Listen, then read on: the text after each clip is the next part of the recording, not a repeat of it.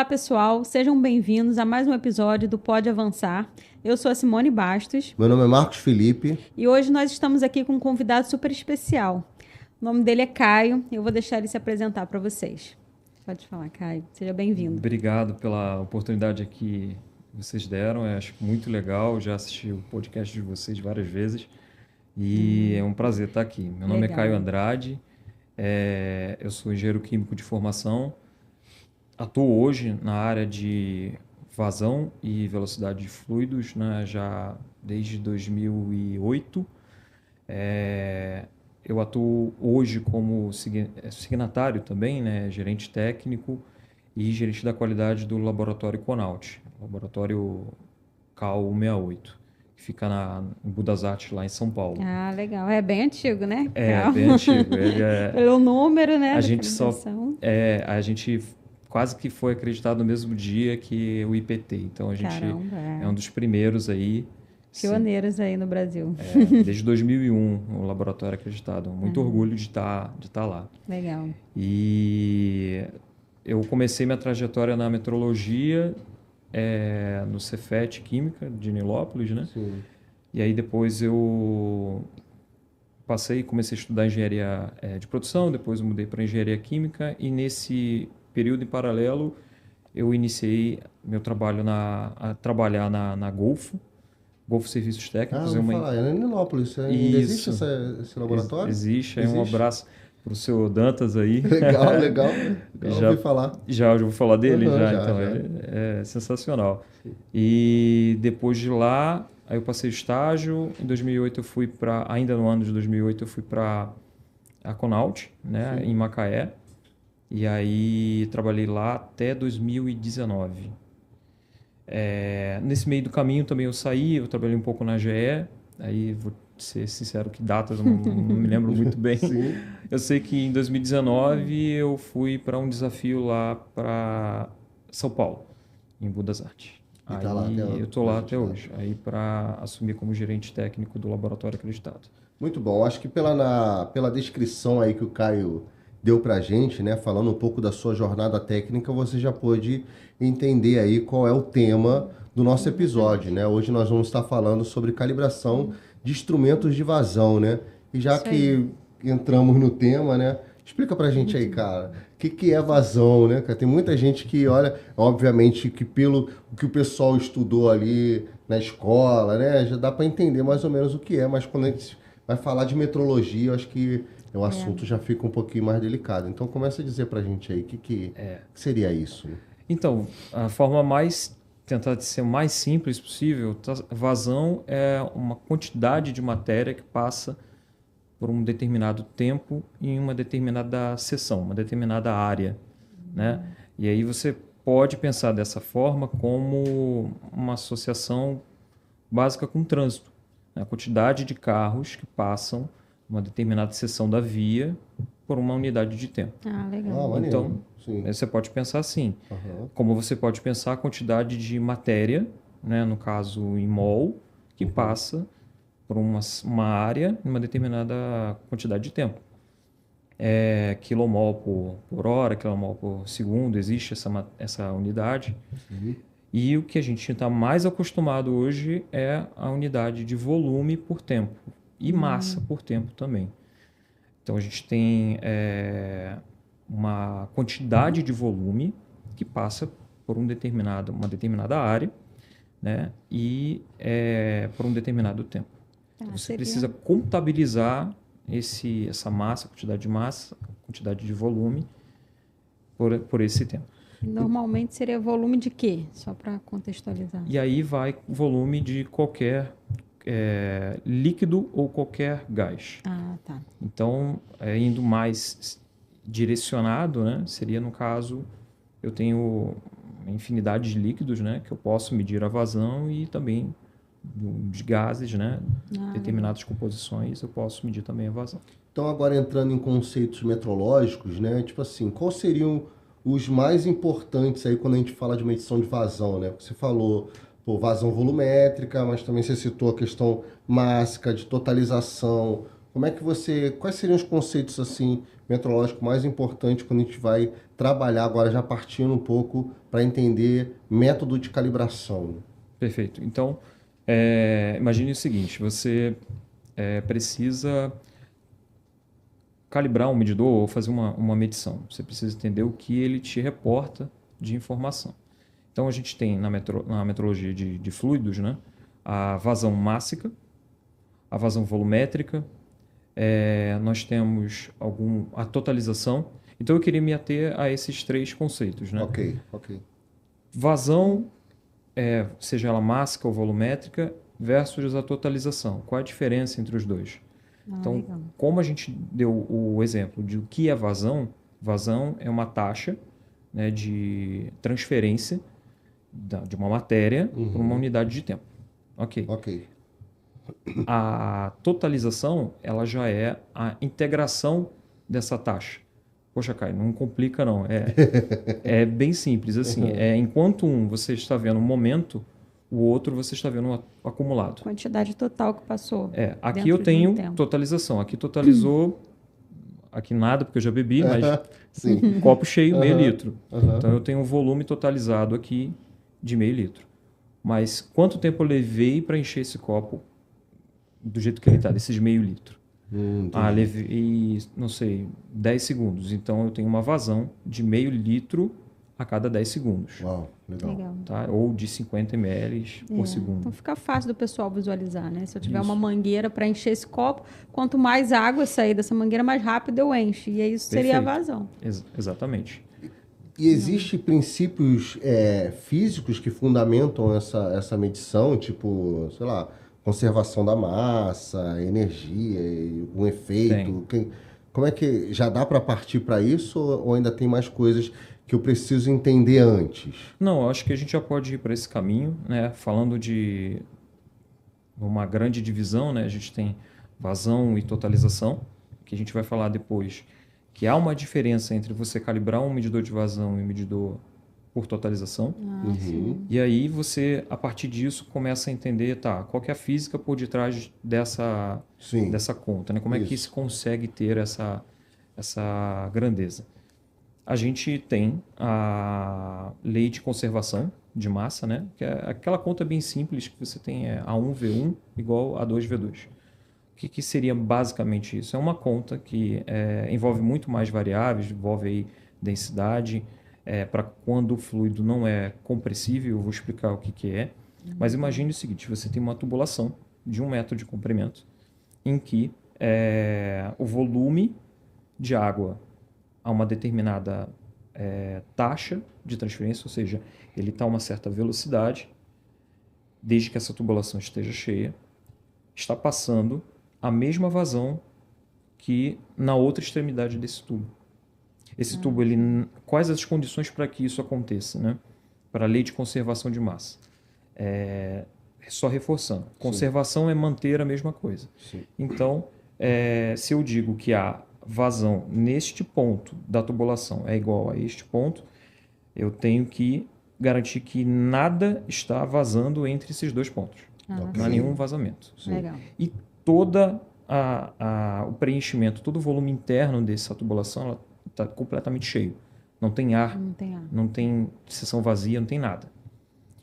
Considerando isso, fisicamente a gente tem um ambiente perfeito para dizer que se eu colocar um medidor de vazão nessa ponta e outro nessa ponta, eles vão medir a mesma coisa. Ok. Beleza. E é assim que eu faço a calibração deles? Exatamente. Comparo um padrão com um objeto. Perfeito. Exatamente isso. Agora, vamos supor que eu tenha, desse lado aqui, de alguma maneira, restringir essa linha. Eu consigo restringir, diminuir de tamanho, de diâmetro, essa tubulação. Okay. Se aqui essa tubulação ela tem 50 milímetros de diâmetro, aqui ela teria 50, agora vai passar a ter 25 milímetros. Ok. O que vai acontecer? Bom, a primeira coisa que a gente pensa é mesmo o efeito da mangueira, né?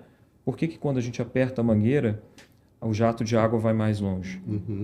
Porque a vazão ela não mudou, mas a obstrução da restrição, que é essa daqui, que é diâmetro menor. No caso, a área, né? A área diminuiu, o que acontece com o fluido? Ele aumenta de velocidade. Ok. Para quê? Para compensar o volume pelo tempo. A gente está falando de vazão. Vazão aqui é igual a vazão aqui. Uhum. Se eu quero que aqui tenha a mesma vazão, mesmo restringindo, aqui eu tenho que aplicar uma força, né? Sim. Para continuar mantendo essa vazão. E aqui desse lado, como eu estou restringindo, o que eu espero que mecanicamente no mundo é que não tenha almoço grátis na física, né? Então aqui eu vou restringir e vou aumentar a velocidade. Eu não, né? Fisicamente Sim. esse líquido vai aumentar a velocidade. Tá? Então o que isso possibilita? Isso possibilita que eu possa medir dois pontos diferentes com velocidades de escoamento diferentes, mas de mesma vazão. Ótimo. A gente fala de conservação de massa porque ela envolve área, velocidade. Área, velocidade.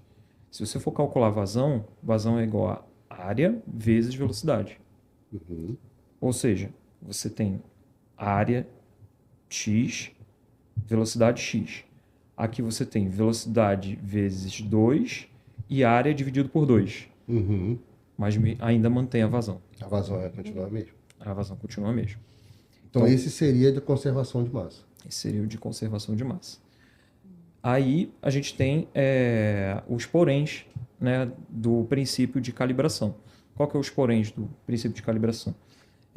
O fluido, nessa condição, medido nessa condição e nessa condição, ele mantém as características físico-químicas dele? Densidade, viscosidade, a temperatura do fluido muda, que vai impactar na viscosidade. Sim. Então, a partir dessas análises, você consegue compensar uma eventual diferença. Tá?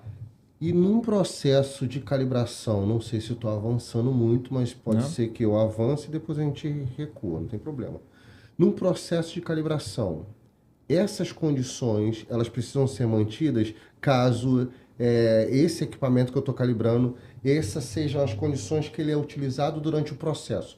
Quando eu trago isso para minha calibração num setup meu, no meu laboratório, eu preciso manter essas condições para garantir as confiabilidades metrológicas para o cliente? Sim, Sim. Você precisa... Temperatura, densidade do fluido que ele usa lá, teoricamente deve ser a mesma que eu simulo na minha bancada. Essas faz sentido? Faz sentido. Acho que vale a pena também comentar, vou responder a sua pergunta, mas adicionando, engrossando o caldo agora do conceito, né, de vazão. Porque você tem a influência, né, de variáveis, pressão, temperatura, você tem a densidade, que no caso a temperatura vai influenciar também, o tipo do fluido. A gente comentou agora que o fluido compressível trabalha diferente de um fluido incompressível. Sim. A diferença entre os dois é que Só para a gente, para o ouvinte, compressível seria líquidos? Incompressível seria líquido. Líquidos e compressível... Também são líquidos, só que ele tem características diferentes, né? Eles são suscetíveis à compressibilidade. Legal. E termicamente eles respondem a variações térmicas também. Entendi. Então o problema não é só da pressão, o problema também é da temperatura. Então a gente costuma chamar um fluido que tem características a estar sujeito a variações de volume pela pressão e pela temperatura como fluidos compressíveis. Legal. Ele vai mudar, ou ele vai comprimir ou ele vai expandir a característica dele. Sim. A gasolina de manhã, aquele exemplo que todo mundo dá, vou abastecer de manhã, porque de manhã eu consigo colocar mais volume, consigo colocar menos volume, e na hora do almoço eu vou ter lá o meu carro com um pontinho a mais. Por quê? Porque eu aqueci a gasolina, e a gasolina é um fluido compressível. Então ela mudou de volume. Mas aí eu pergunto, mudou de massa? Não. Sim, não adianta nada. Mas você comprou em volume, né? Então, aí tem essa questão. Mas vamos lá. Mas aí me fala, isso aí dá certo ou não? Só vai abastecer de manhã? Não, porque a massa é mesmo. Não, então, mas aí a gente Não tem vai que... mudar a dinâmica lá do carro na hora de usar? Não, e aí tudo mais? o motor a combustão ele vai gastar uma matéria. Do mesmo jeito. Então, Volume gente, eu não acredito adianta. que é. Ainda bem, né? Então- Senão o pessoal do posto de gasolina ia ficar doido com a gente agora. Ia ter um movimento Não, com todo certeza. Vai vender mais de manhã. Eu não posso falar que eu defendo, assim, não, porque eu tenho. Eu sei que hoje o volume é a medida mais correta, até porque o volume que é vendido ali na bomba de gasolina tem uma medição de temperatura, né? Tem Sim. uma medição de pressão.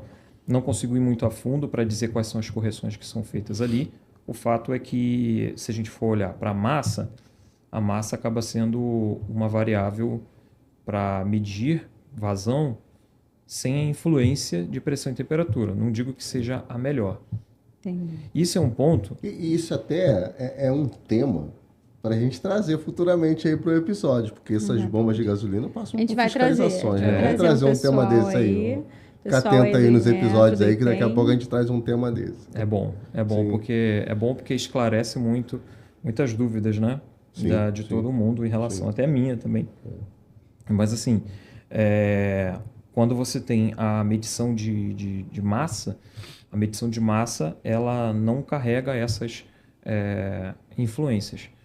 Mas o que eu acho interessante falar, até para voltar no que a gente estava comentando, é que tudo depende da aplicação que você vai colocar aquele medidor de vazão. Então, eu não posso chegar e levantar a bandeira de que o melhor medidor de vazão é o medidor máximo. O melhor medidor de vazão é o medidor volumétrico, ou turbina, ou que seja a tecnologia.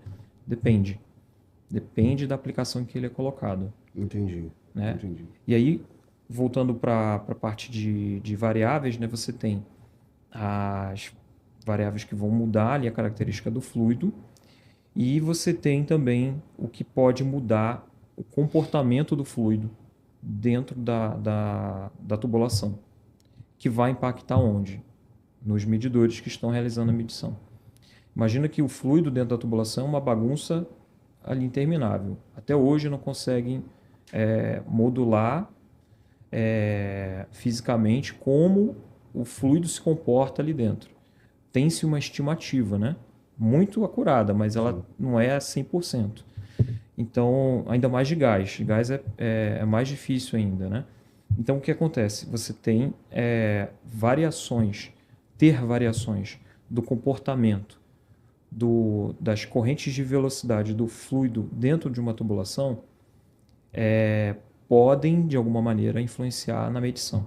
Então, Entendi. alguns cuidados são tomados para que você coloque os medidores de vazão em condições que sejam possíveis de garantir ali o melhor desempenho do equipamento. Assim como o fluido que ele vai medir, assim como a temperatura que ele vai medir, que ele vai operar, né? Ou a pressão que ele vai operar. Muito bom. E, cara, ainda falando desses aspectos de princípios físicos, né? Eu acho que a gente está aqui, de fato, por mais que a gente trabalhe com metrologia de um tempo, mas quando se trata de vazão, eu me considero leigo, né? E eu Estamos gosto de aprendendo aprender aqui, e já li Eu também. Inclusive. bastante coisa, mas estou me colocando aqui mesmo como aprendiz. Então, você falou um pouco sobre conservação de massa, mas eu sei que existem outros princípios físicos, vamos dizer assim, tipo, sei lá, energia, já ouvi falar de efeito Coriolis, lei de Faraday. Sim. Então, tipo assim, tem medidores com tecnologias diferentes para cada um desses princípios? Tem. Ou não? Pela sua experiência aí, mudando o princípio físico na prática, isso pode gerar dúvida? Que na calibração eu consigo tirar essa dúvida? Como é que funciona essa? Eu acho que muito boa a tua pergunta, porque assim, a gente tem uma coisa, o princípio físico por detrás de como a gente realiza a calibração, né, de medidores. Esse eu expliquei aqui, a lei da conservação. Essa lei de continuidade, ela vai servir para qualquer fluido que você colocar. Né? Soprar de um lado para o outro vai ter essa condição. Agora, equação de Bernoulli, né, que é uma conservação de energia, já é diferente. A gente estava falando de massa, né, agora a gente está falando de energia. Ok. Então, ela conserva a energia de pressão, a energia potencial e a energia cinética. Então, no mesmo princípio que acontece aqui, vazão, velocidade e área, né? Se eu aumento a velocidade e a área aqui, e aqui eu diminuo a área, mas o que acontece com a velocidade? A velocidade ela vai compensar essa diferença que eu tiver dentro dessa equação. A mesma coisa com a equação de Bernoulli. Então, enquanto numa parte da tubulação eu tenho uma energia cinética, velocidade, eu tenho uma pressão, né, uma energia de pressão, e eu tenho uma energia potencial, a altura em que esse local está, desse lado aqui eu vou corresponder da mesma maneira. Para que tenha o quê, Caio? Para que tenha a mesma energia. Legal. Entendeu? Equiparada nesses dois pontos. Né? Então, em algum ponto, algo vai se perder e o outro vai ganhar. Mas o mundo não é perfeito. Né? Então, você tem perdas. Então, a equação de Bernoulli, além de ter pressão cinética e potencial, ela tem também as perdas. O que é a perda? Imagine que você tem na sua casa, você mora numa casa, uma casa de 2 andares, e aí você quer colocar um chuveiro lá perto do teu quintal lá para você tomar banho. Então a caixa está 3 metros de altura, você tem um H, né, um Z, né, um potencial de 3 metros de altura. Então, quando você abrir você liga, na verdade, dessa caixa d'água, uma tubulação até o chuveiro. Se o chuveiro estiver abaixo dos 3 metros, o que vai acontecer? Vai sair água. Se ele estiver acima, não vai sair água. Sim. Por quê? Porque o potencial tem que estar... É diferente. É diferente. Se eu colocar uma bomba na saída desse reservatório, aí eu aumento o potencial lá. Aí poderia estar mais alto, por exemplo. Exatamente. Eu aumento a energia potencial por causa dessa bomba. Sim. Mas aí eu também gasto energia. Sim. Né? Então eu não quero aproveitar a natureza para isso. Aí, vamos supor que você não coloque nenhuma bomba, a água vai chegar até lá no chuveiro e vai descartar a água. Qual a velocidade que você vai ter lá no chuveiro? Você consegue calcular. Entendi. Só que nesse mundo que a gente vive, como eu falei, a gente tem as perdas. O que são as perdas? O que a gente chama de perda de carga. A parede da tubulação. Então, quando o fluido ele passa pela tubulação, ele vai ter uma frenagem, vamos dizer assim, né? Por conta da viscosidade. Então, se a água tem uma viscosidade que é próxima a 1, né? Que ela é meio que uma referência para isso, se fosse um hidrocarboneto, né? Você não vai tomar banho de hidrocarboneto, mas se fosse um óleo, por exemplo, ele é mais viscoso, então ele vai ter uma resistência maior a essa tubulação. Então, quanto mais aderente for essa tubulação, mais friso estiver nessa tubulação, mais ela vai ter resistência. Você vai falando, eu já vou pensando aqui em setup de calibração. Ainda não, vai falando. Não, mas é por aí que a gente pensa. Eu já estou pensando no chuveiro lá, que tem gente que reclama que o chuveiro está muito fraco, tá vendo? É por isso. É por isso. Ó, uma reclamação que eu tenho muito grande meu chuveiro está demorando a chegar água quente. Por que demora a chegar água quente? Porque todo mundo abre o chuveiro lá no fininho, né? E o aquecedor ele está a metro de distância. Então, você vai abrindo bem pequenininho a vazão do chuveiro, você vai ter baixa vazão. Dentro da tubulação, você vai ter o quê? Você vai ter baixa velocidade. Então, vai demorar. Se a velocidade dentro da tubulação do chuveiro está a 0,3 metros por segundo e você está a 3 metros de distância, vai demorar 10 segundos a água quente para chegar no seu chuveiro. Então, abre tudo do chuveiro e deixa. A dica para ser mais eficiente na água. Dicas do dia a dia. Então, a vazão ela está em tudo, né? Tudo que tem movimento. Mas é verdade. Está em tudo. Está presente no nosso dia a dia, nossa casa, o tempo todo. Né? E aí, voltando ao ponto, o fato de você ter a equação de Bernoulli ajuda a entender a questão das perdas. Então, você vai ter que compensar essas perdas por eu falei do atrito, tem a curva, tem uma redução de diâmetro da tubulação que você precisa fazer, tem um anteparo que você colocou lá dentro que você não viu, que restringiu um pouco o diâmetro interno, ou aumentou o diâmetro da tubulação, então você tem essas perdas. Isso é comum para qualquer tubulação. Legal. Tá? Então, você vai montar um skid de calibração lá, alguma coisa do tipo, você vai ter a consideração dessas perdas também, porque quando você pegar uma curva de uma bomba, uma curva manométrica de uma bomba, ela vai te mostrar vazão e e vai te dar também o H. O quanto que ela consegue jogar, né, teoricamente, para o alto Pra cima. de vazão. Isso é importante quando a gente vai furar poço artesiano, né? Ou até Isso. piscina também, para tirar a água da piscina, né? Tem que levar em consideração isso aí para você Tem. jogar a água para cima, né? Exatamente, é exatamente isso aí. Muito Para bom. quê? Para você fazer com que a bomba trabalhe num N ideal, para que ela trabalhe numa condição ideal e você consiga calibrar aquilo que você precisa dentro de um determinado range. É complexo, Não, mas mas assim, tá bonito, tá muito bom de ouvir, de verdade. legal. Show de Legal, bola. de verdade. E aí, esse você, na verdade, descreveu energia. Isso. E agora, efeito Coriolis, como é que é a Isso. ideia? Boa. Porque eu ouço muito falar, assim, eu vejo muito essa expressão e eu gostaria de entender. Tá. Aí a gente já vai para os princípios de funcionamento, Legal. né? Aí alguma pessoa muito iluminada, né, ali que um crânio consegue chegar e analisar que com o passar do tempo, né, ele identifica. Vou dar um exemplo aqui de uma viagem aérea. Sim. Você sai daqui para ir para Groenlândia, né? Você está subindo o meridiano, né? Você vai lá para o norte, Sim. né? Polo Norte. Se você for em linha reta, você não vai parar na Groenlândia, né? Você provavelmente vai parar lá na França ou qualquer país ali em cima. Por quê? Porque a Terra, isso considerando que a Terra está girando, né, de maneira contrária. Né? Eu não sei qual é o movimento de rotação da Terra correto, mas o fato é que o avião, se ele for em linha reta, a Terra continua girando. Então, como o avião está dentro do planeta Terra, né? Então ele vai ter que ficar corrigindo a rota dele para ele continuar aí reto. Ah, legal. A força Coriolis é um pouco parecida com isso. É uma força que ela aparece no momento em que um fluido passa dentro de uma tubulação, essa tubulação está vibrando. Ou seja, essa tubulação está tentando mexer com o fluido, mas o fluido tem uma velocidade, um vetor de velocidade para frente. Legal. O que acontece com o tubo em vibração?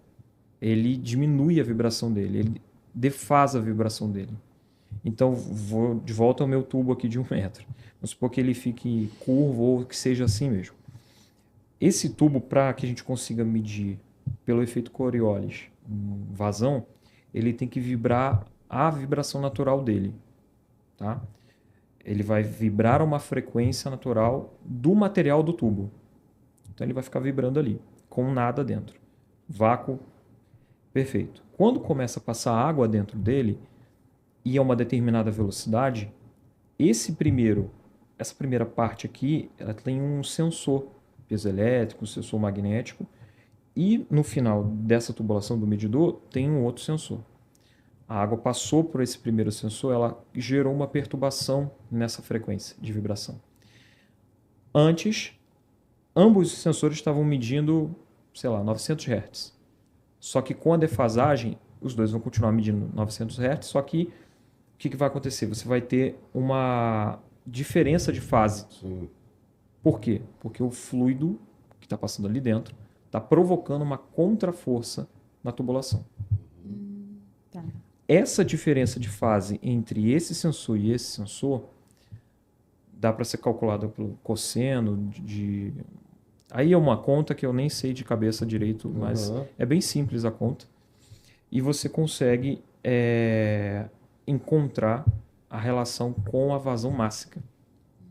Então, a diferença de defasagem por conta do movimento de vazão provoca aí um delta nessa defasagem, sim. que vai gerar a vazão mássica. Ah, legal. Entendeu? Legal, E dentro desse... Então, no efeito Coriolis, eu tenho um instrumento, eu tenho um elemento a mais. Isso. Com uma leitura em frequência diferente das outras unidades que eu estou lendo. Faz sentido? Isso, faz sentido. Mas é dentro do medidor Coriolis. É dentro do medidor. Dentro do medidor Coriolis. Então, o efeito de Coriolis basicamente, ele gera uma contraforça num tubo vibrante. Entendi. Tá? Que é semelhante ao ao efeito de uma bola de futebol, que o jogador ele bate de trivela e ela pega um efeito diferente. Por que ela pega aquele efeito diferente? Porque ela está sendo movimentada dentro de um ambiente, que é o ar, a uma força diferente de rotação. Entendi. Então ela vai ser projetada de uma maneira diferente, ela não vai para a linha reta. Ok. Tá? Esse foi legal. Acho que esse daí os homens vão entender bem. Com A bola lá. Aí quando você pega mas eu chutei pro gol, mas não foi pro gol. Então, aí quando você pega o Consegue. Neymar e... Não é o caso. Aí, mas aí o efeito de Coriolis ele vai trabalhar desse jeito. Então, esse medidor é tão interessante que ele não tem só esse princípio de medição, ele tem um outro princípio de medição. Então, só recapitulando, é um tubo que vibra por conta de um elemento. Aí esse elemento tem sensores que analisam essa defasagem, entendeu? E aí, a partir dessa defasagem, a gente tem a medição de vazão. Se os tubos tiver repouso da vazão, tem vazão zero. Entendi. Tem uma outra medição que fica analisando só a medição do tubo em si, da frequência natural do tubo. Então, a água, quando entra no tubo, ela reduz essa frequência natural do tubo e aí você consegue ter uma relação direta com a densidade do fluido. Nossa, muita coisa. A gente Muita já coisa. pode Agora, falar tipo... de incerteza? Não, mas Ainda primeiro eu quero entender de todos desses princípios físicos que você me falou, que obviamente a gente entendeu tecnologias que estão associadas à medição desses princípios, quais são essas metodologias que são mais utilizadas para medidores, por exemplo, de vazão de líquidos? Assim? Qual que é mais utilizada aí pelos laboratórios? Ou Certo. depende? Como é que é feita essa escolha? Ó, quero montar um laboratório hoje de calibração de vazão.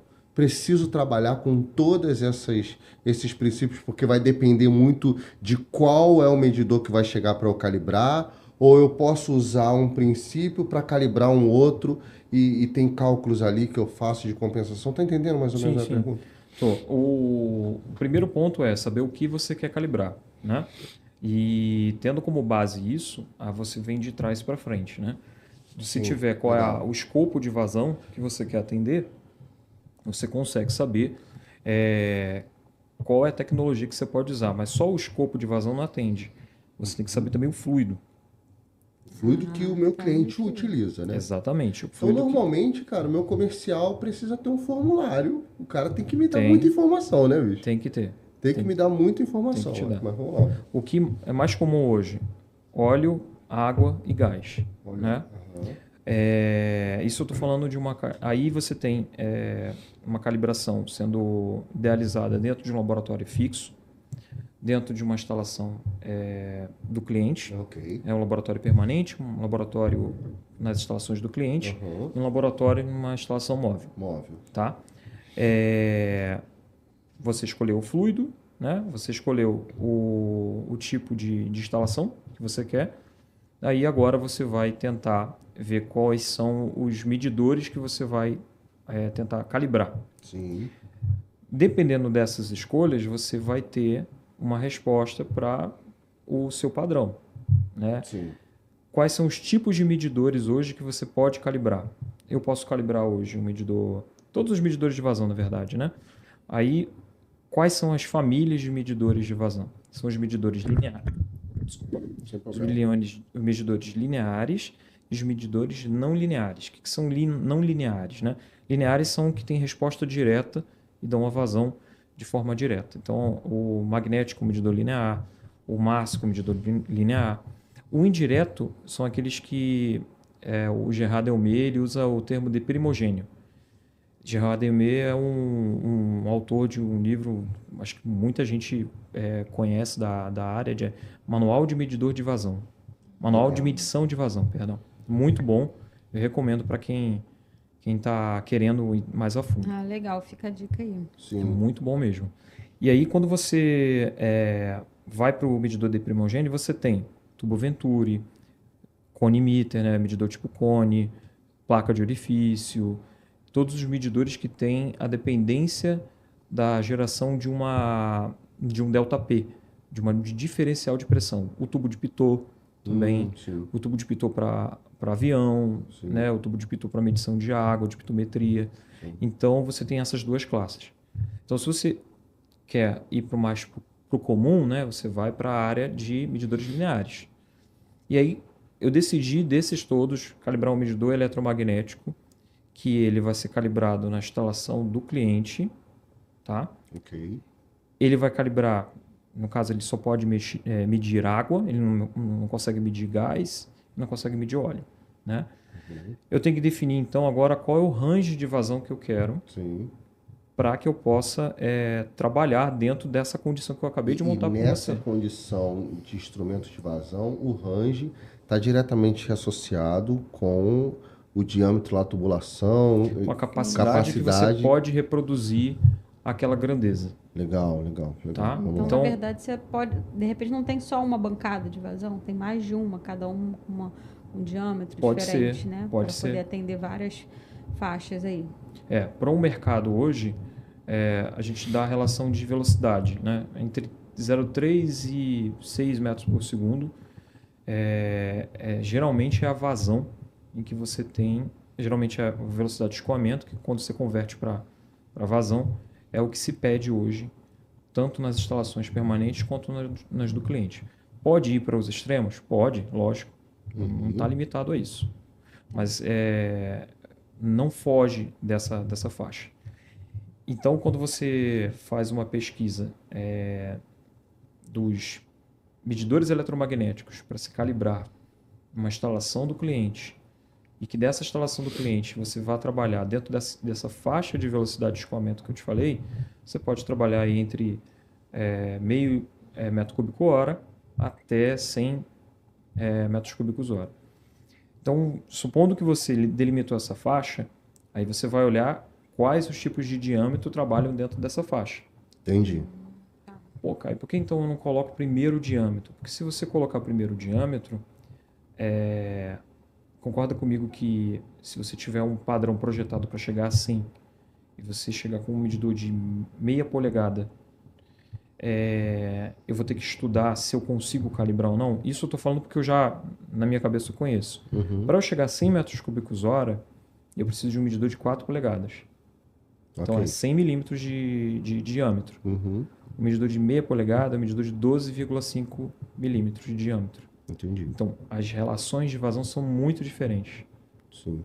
Então, um padrão que consiga cobrir essa faixa, aí ele já perde em exatidão.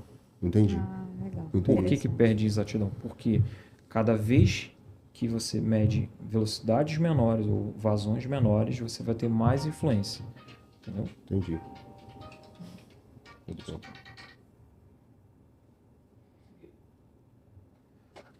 Pode seguir. Então, cada vez que você tiver menores vazões, você vai ter mais influência. Por quê? Porque você vai ter uma sensibilidade do equipamento, uma região de sensibilidade do equipamento menos... ele vai estar menos sensível, isso que eu quero dizer, né? Entendi. Uma região que a exatidão dele vai cair muito. Em contrapartida, em vazões mais altas, você espera ter uma estabilidade do erro, o erro do equipamento. Ele começa a se manter igual o mesmo, né? Mas existem limitações. Aí já é física, né? Você não consegue colocar, 1.000 pessoas para atravessar aquela porta, né? Sim. É esse mais ou menos o conceito da vazão. Você cria uma perda de carga tão grande que você não tem força para... não faz sentido. Sim. Então você tem essa limitação. Sim. Você citou aí esse aspecto, né? Instalação do cliente, instalação permanente e móvel. Nas minhas andanças por aí, nas empresas e em muitos lugares, muitos laboratórios rastreáveis hoje, eles têm optado por levar medidores de vazão ultrassônico para fazer calibrações nas instalações dos clientes, né? E parece que, teoricamente, né, quando se fala de instalação no cliente, o conceito de calibração de vazão não não é muito parecido com isso. Eu queria que você falasse um pouco qual é o conceito de calibração de vazão quando se fala de calibração nas instalações do cliente Certo. e essa ideia também da medição de vazão ultrassônico, como é que é visto isso no conceito de calibração, né? Muita gente usa o termo calibração em campo, né? Mas a gente sabe que não funciona muito bem assim. Então eu queria que você falasse um pouquinho sobre isso. Sim. Existe o medidor de vazão que te possibilita não estar fixo ou precisar de um local fixo para ser operado, que são, no caso, o medidor ultrassônico, o clampon, né? Sim. Ele é não intrusivo, ou seja, ele não entra na tubulação, então ele não gera perda de carga. Você vai abraçar a tubulação e você vai colocar os sensores de tempo de trânsito. Muito Ele manda os sensores, ele manda um sinal de som, né? E a tecnologia é pelo tempo de trânsito. Ah, legal. Eu já ouvi falar, mudando de assunto, é que o pessoal consegue achar vazamento em tubulação sem precisar quebrar nada, né? Exato. Então seria essa tecnologia aí, né? Sim, também usa para ultrassom. Eu não sei agora, acho que é um pouco diferente, não sei se eles usam o tempo de trânsito. Sim. Não, mas Eu a ideia é acredito que que é use. possível, né? É É possível. Interessante. O som ele atravessa o material e aí é que está o ponto, né? Como é que você sabe que passa dentro de uma tubulação? Então eu não sou contra em nenhum momento, né? Na verdade, eu acho que a gente tem que usar os recursos que nos competem para realizar medições da maneira que a gente pode. Só que a gente precisa ter o cuidado, como bom metrologista, de considerar nosso 6M ali, né? Isso aí. Exatamente. Mão de obra, material, método. Então, tudo isso está envolvido naquela medição. Quando você pega um clampon e coloca ele para medir numa tubulação, você tem que garantir que aquela medição que você vai realizar, primeiro, você tem uma ideia de qual é o escoamento que está passando por ali. Como eu falei, se for um escoamento com uma vazão muito baixa, ou for um escoamento com a vazão muito alta, pode ser que você tenha algum problema na medição. Na verdade, a vazão alta nem tanto. O problema mais é a vazão mais baixa. Você tem que garantir que aquele fluido que está passando ali, ele não está passando com bolhas de ar, ou seja, bolsões de ar passando na frente do sensor, porque o que acontece? É som. Então eu estou falando com você que a gente está imerso numa grande piscina de ar, né? Mas quando é água, o som ele sofre uma interrupção no caminho acústico dele. Verdade. Né? Então, o tempo de trânsito, que olha o quanto tempo leva para o sinal ir e voltar, vai ser prejudicado se tiver alguma interrupção no meio desse caminho, correto? Sim. Então, é um outro ponto. A pressão dentro da tubulação pode te indicar mais ou menos um caminho do que está acontecendo ali dentro. O fluido que você vai calibrar também é importante. Não é que você vai calibrar, não, né? Que você vai medir, é importante. A tubulação, porque o medidor clampon, ele precisa de uma configuração interna. Sim. Você precisa dizer para ele qual é a espessura da tubulação, qual é o diâmetro. Interno, Exatamente, para que ele possa... diâmetro externo. Isso. E uma tubulação enterrada, como é que você faz? Né? O enterrado você já não conseguiria fazer o clampon, né? Mas assim, se você não medir o diâmetro externo corretamente, Sim. vai lá com uma trena, né, daquela... Já vi o pessoal medindo com trena daquelas de fita, Sim. o diâmetro externo de o uma pessoal tubulação. usando medidor de espessura mesmo, né? Para tentar pegar ali. Quando estivesse fazendo inspeção ali do material, só vai pegar... Mas se tiver com uma descontinuidade, sei lá, internamente... Medir até a gente aqui com um copo de água mede. A questão é, qual é a qualidade dessa medida? E a Isso. qualidade ela está relacionada a uma variável que a gente não falou ainda, que é a incerteza de medição. isso E que o eu quero medidor de saber. Tô espessura, por esperando aí exemplo, o mede final. sobre camada de tinta, não mede. São tantos fatores, né, cara? O que acontece? Quando você coloca esse medidor sobre essas condições, você tem que garantir de que a medição dimensional do diâmetro externo, perímetro daquela área ali, foi medido corretamente, que a espessura, ela realmente apresenta aquela espessura, a camada de tinta ela não pode existir na parte externa. Internamente você tem que garantir de que não há incrustações ali que vão diminuir o diâmetro da tubulação. Venceu tudo isso. você tem que garantir que o ganho do sinal de um sensor encontre o outro de maneira correta, qualidade da medição, para comparar com outro medidor. Agora, já entrando para atender as expectativas da minha amiga aqui. Não, eu só quero saber Tudo quais são as isso. contribuições de certeza. Se eu fosse Só isso. utilizar esse método, isso tudo eu teria que levar em consideração como contribuição de incerteza? Tem uma norma para sair também de medidores ultrassônicos não intrusivos, que ajuda a entender mais, tem considerações de certeza envolvidas. Eu não sei se ela já saiu ou vai sair ainda. O Casuto estava contribuindo com ela, várias outras pessoas muito gabaritadas também. Mas o ponto quero saber em certeza, eu não tenho como colocar uma fonte de certeza que já ela faz parte do algoritmo do medidor. Entendi. Então, eu não tenho como... Esse é o mesmo caso lá do Coriolis, quando você está medindo esse delta da frequência da vibração. Eu não considero, porque já é um elemento que faz parte do medidor, que mede com essa tecnologia. Mas influencia, certo? Mas influencia. Mas por ele já fazer parte daquela tecnologia, eu levo ou não em consideração, tentando pegar esse gancho dessa relação de tecnologia entre os medidores. Sim. O conceito seria o mesmo. O conceito seria o mesmo. O que acontece no princípio de medição de cada medidor vai influenciar o algoritmo interno dele. Agora, não quer dizer que a gente não tenha que levar em consideração isso na mitigação das ações ali para, por exemplo, uma vibração externa de um medidor Coriolis vai afetar demais. Sim. Que ele trabalha com vibração. Né? Não saber qual é a espessura correta de uma tubulação quando eu vou medir com o clampon também é um risco muito grande. E aí não adianta você colocar vou colocar aqui uma componentezinha de 0,5%, de 0,25%, tá? Qual a relevância disso? Né? E o quanto realmente isso influencia depende de cada caso. Então por isso que eu acho que as medições elas têm que ser feitas com bastante cuidado, né, bastante propriedade. E se eu estou fazendo uma medição para alguém, essa segunda parte, terceira parte que seja, ela tem que estar bem ciente de que há ali uma certa diferença. O que a gente chama de reprodutibilidade. Entendi. Se eu tirar aquele clampon e colocar ele exatamente naquele mesmo ponto e fazer essa medição 10 vezes, eu vou ter a mesma medida? Muito bom, muito bom, muito bom, muito bom exemplo. Repetibilidade é uma coisa, né? Enquanto o medidor está medindo, eu consigo... Estou mudando minhas variáveis, e aí? Exatamente. A questão aí é essa. Na incerteza de medição, o que entra na consideração do cálculo? Isso.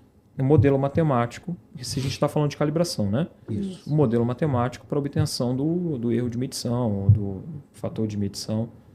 Quais são as características que influenciam?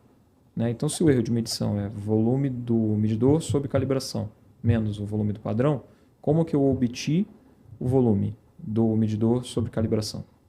Eu obti através da conversão do pulso com saída pulsada de um medidor com a relação de pulso daquele medidor. Ok. Teve alguma perda de pulso? Teve algo que influenciou nessa medição? Sim. Você utilizou um medidor de frequência para medir isso ou algo do tipo? A mesma coisa do volume do padrão.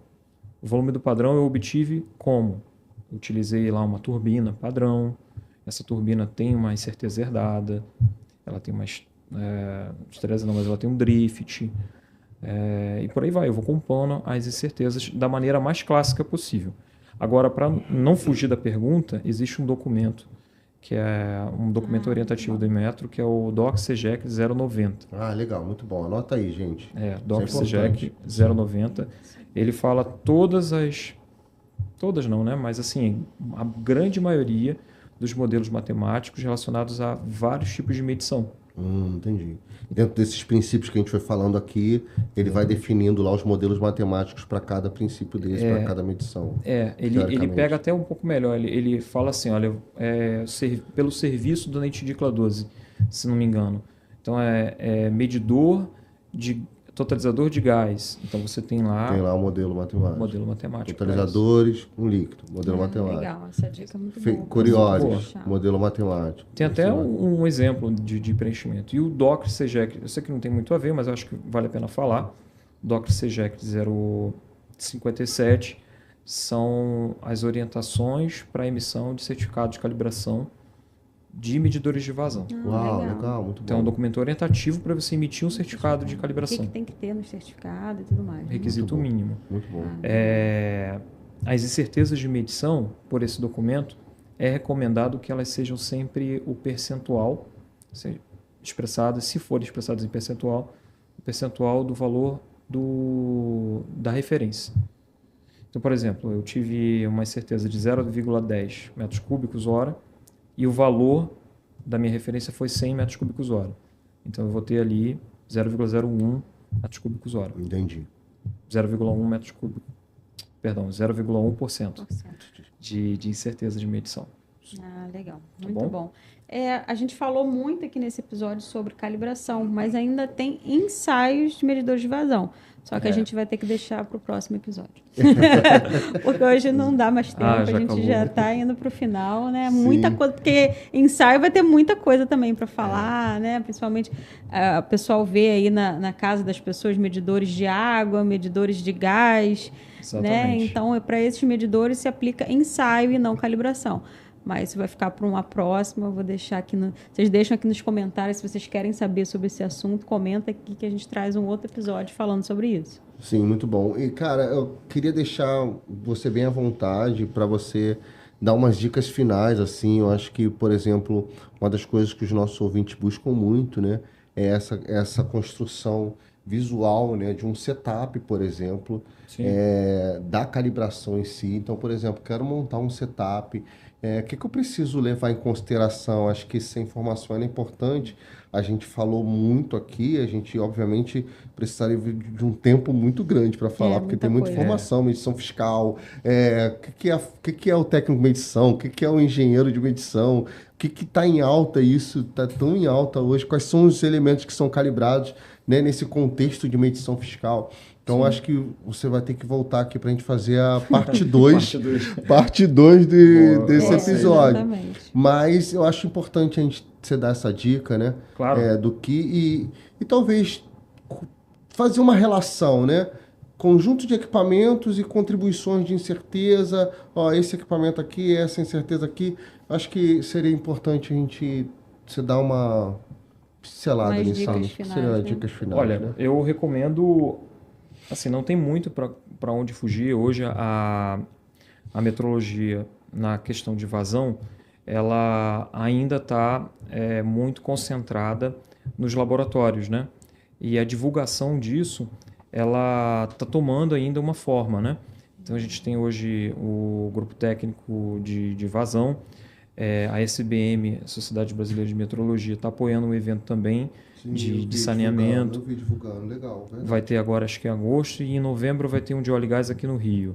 Então, o que acontece? Você tem uma divulgação um pouco melhor. O que eu recomendo? Norma. Primeiro, norma. Se referenciar em material teórico. Qual norma, Caio? 4185 ISO. Tem uma NBR também, NBR ISO 4185. É uma norma muito boa para você começar a ler.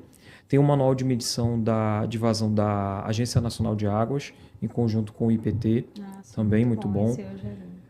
Puxando um pouquinho a sardinha para o meu lado, da Sim. empresa que eu atuo hoje também, que é a Conaut, tem a parte de download dele lá, que tem também o catálogo dos medidores, e não só o catálogo, mas também tem uma parte de blog que ensina muito sobre medição de vazão. Muito bom.